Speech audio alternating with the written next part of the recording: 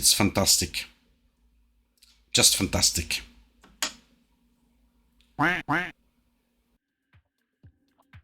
The Performance Reclining Sim Racing Seat, or in short PRS, are the newest additions to the Next Level Racing Sim Racing portfolio, released in June 2025.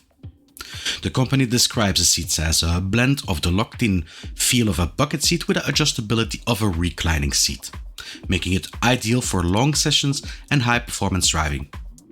The PRS comes at the launch in 2 different flavors, and I have been fortunate enough to be able to test and review one of them, the PRS2.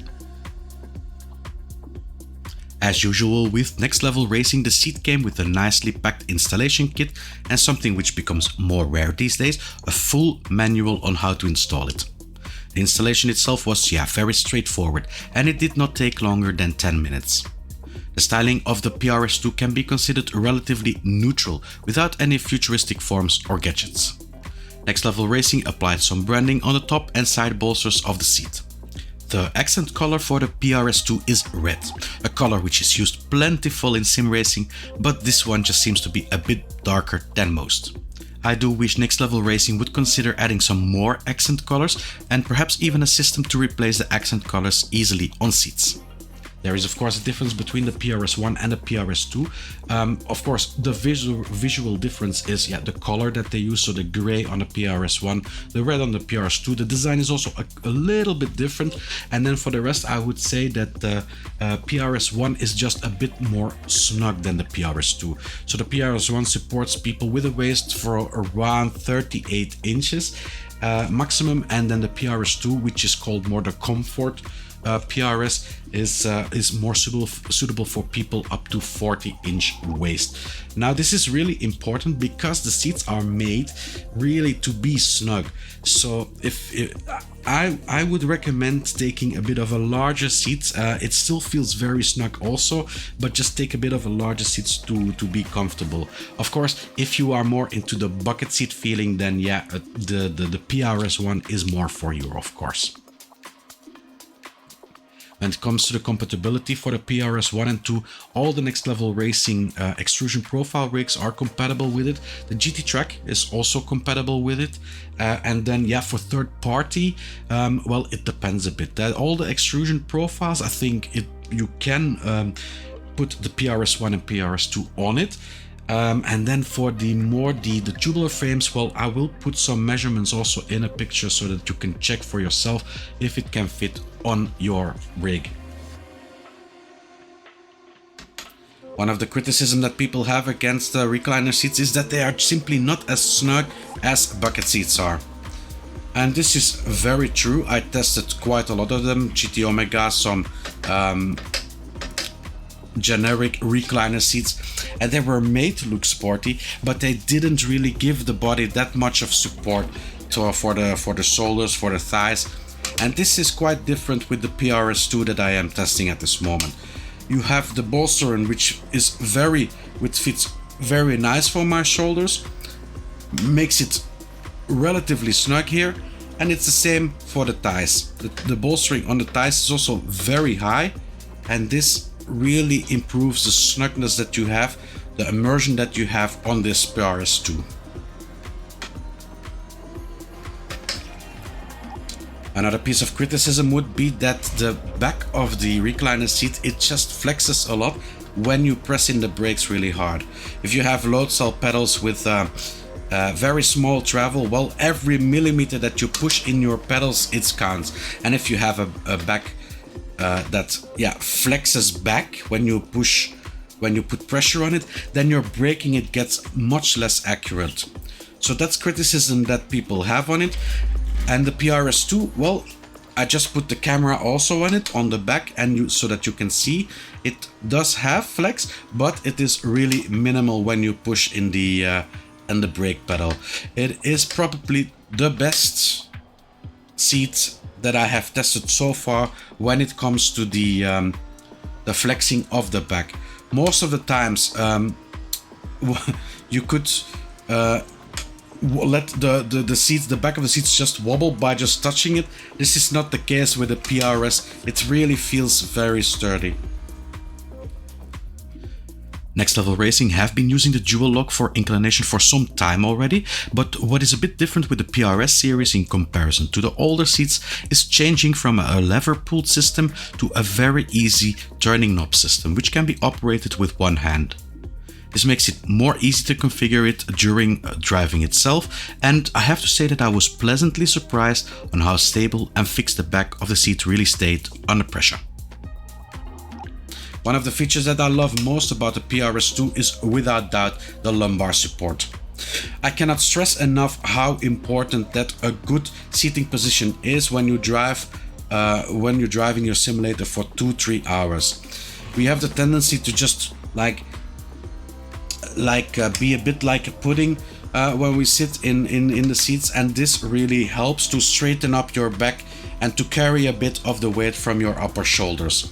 It is one of the first times that I have seen it incorporated into any sim racing seat so far, so really innovative of Next Level Racing to put it in their seats.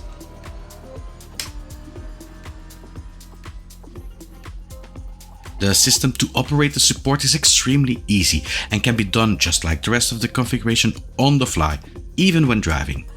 While the lumbar support function is not new to seats, since Desk Chair already have this for a very long time, it is a very welcome addition to the sim racing seats and will certainly play a big role in your comfort of driving. Something that I can also really appreciate is that it is a very soft seating area. I don't mean the fabric itself. The fabric itself, it feels a bit rough, but I mean the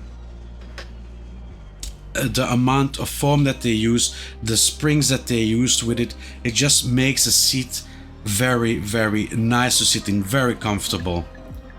And after driving a few months with a bucket seat with minimal padding, I can appreciate it even more. So the fabric that they use for the seating area and the back of this PRS2, it's a bit of the same as you see with other seats, other manufacturers. They make these little tiny holes, like the honey grade holes in the fabric to dissipate the warmth a bit more. And this is particularly noticeable if you have, for example, a faux leather back. Then you will see that by the end of the of your ride that the complete back is wet, and you are also completely wet, but you sweat a lot less with a fabric like this that they used on the PRS2. So it's really something also worth mentioning as a feature on this seat. Recliner seats are just so easy for configuration. They are fantastic. I mean, you can have, if you have to share your sim rig with your kids, for example, well, you're so happy that you have a recliner seat then, because configuring a bucket seat between two people is simply not that easy.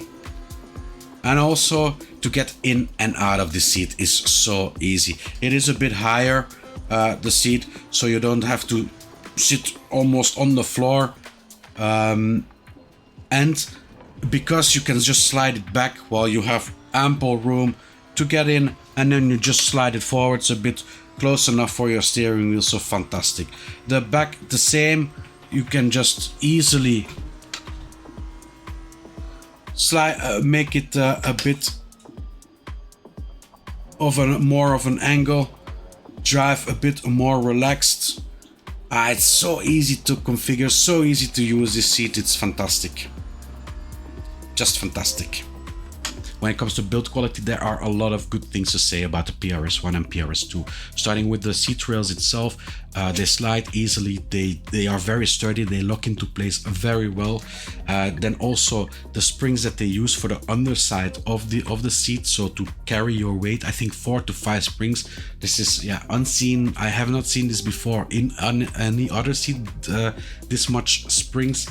There is the fabric that they use. It is Alcantara. You may be pro or against Alcantara. I still think that it looks a bit messy when you go with your hand over it. Then it just looks a bit less gray there and a bit darker there. For me, it's a bit messy, but it is very qualitative material. Also, the breathable fabric that they use, well, it is a bit of a harder thing, but yeah, it's really good. You have the logo stitched in it, very nicely done. The stitching itself also very nice. I mean, quality wise, there is only one remark that I have to give, and that is the recliner bolts on which you adapt the angle of your seat, that they are a bit far from the seat itself. So I tried banging on them, but I couldn't get them closer to it. So I would say that is the only remark that I have for the build quality of this seat. So the PRS2 comes in at €379 or 399 USD. You can buy it, of course, via the Next Level Racing webshop, but also there are plenty of dealers out there that work together with Next Level Racing. So the prices for this seat will probably be a bit lower also towards the future. With the price that it has, it falls into the mid to high segment, and that is quite already an investment for us sim racers. Of course, you have to see it like this. You sit 2-3 hours in this seat, and it's in your best interest, in your back's best interest, to get a bit of a decent seat. I have the same with my desk chair for working. I bought it 7-8 years ago and paid 400-500 euro for it, but it was a decent seat. And it's the same for a sim racing seat. Okay, it's a bit more expensive, but in the end it will be good for you. It will be better for your back. You will be comfortable in it, comfortable to get in and out. So I think it's really a very good deal for the price you pay. As a conclusion, I would like to say that I was pleasantly surprised with the PRS2. Next Level Racing has been the go-to for seats since the introduction of the ERS lineup and continues to innovate. Adding the lumbar support was an excellent choice and a decent step forward for comfort and a better ergonomic position for drivers.